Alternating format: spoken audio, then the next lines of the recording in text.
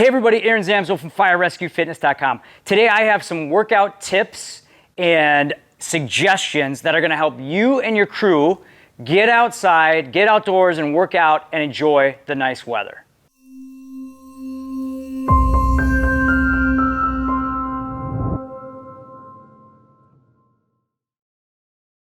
Research shows that actually outdoor workouts can help provide a little bit more energy, alleviate some more stress, and actually be more fulfilling than regular workouts.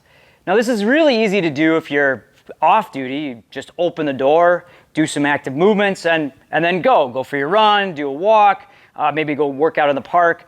But if you're on duty, it can be a little bit more challenging, but it can be done with a little planning and these workout tips.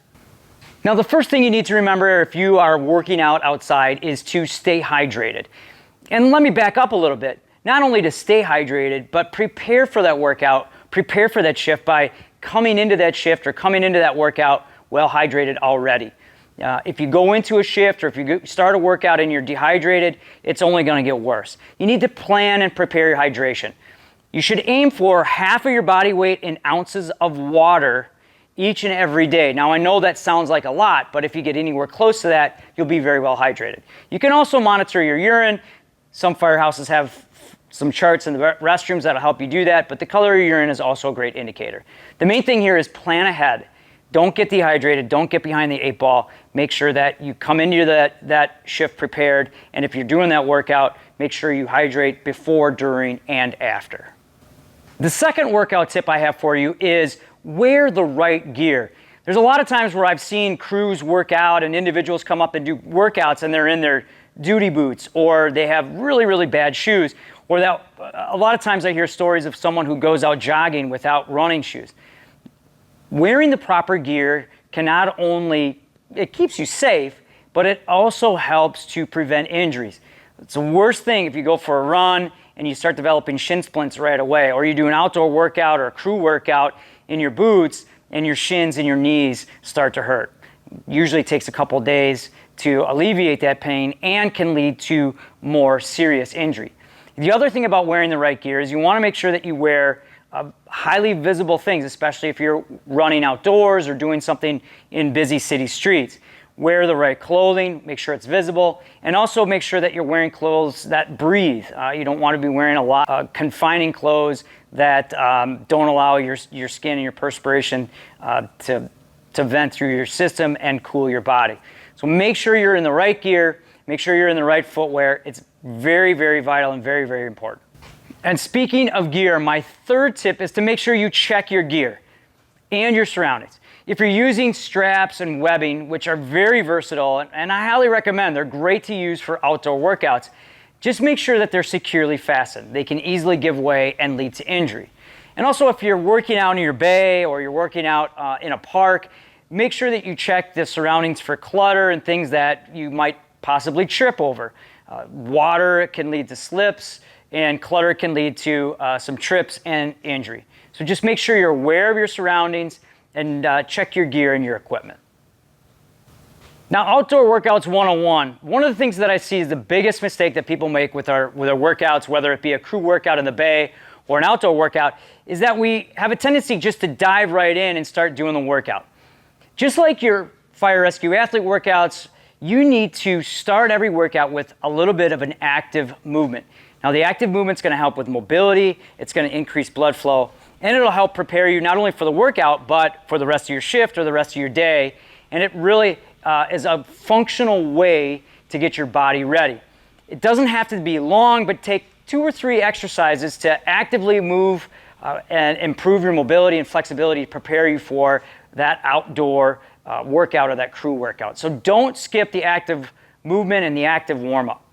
And then the next thing you need to do is plan your course. Now, whether that's a circuit in the bay or running or hiking, it's really important to look ahead. Look at some of the things that you need to prepare for as far as safety. Make sure you have enough water if you're going on a hike or a jog.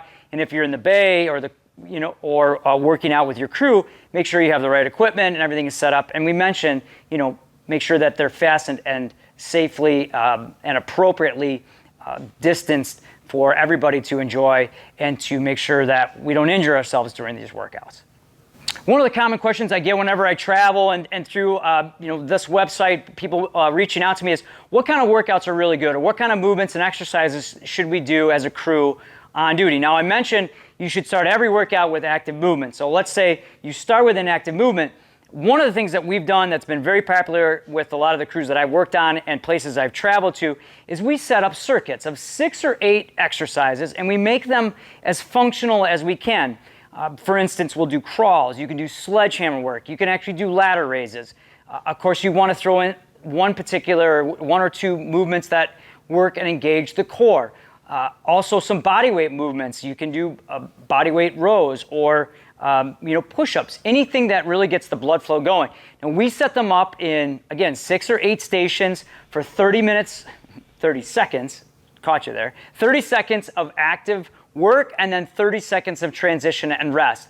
And I really found, as I've traveled around and as different crews have written in and told me about their experiences, that setting these exercises up and making them more functional, again, making them mimic things that we do on the fire ground, the crawling, the carrying, the stairs, really makes them applicable to every fitness level.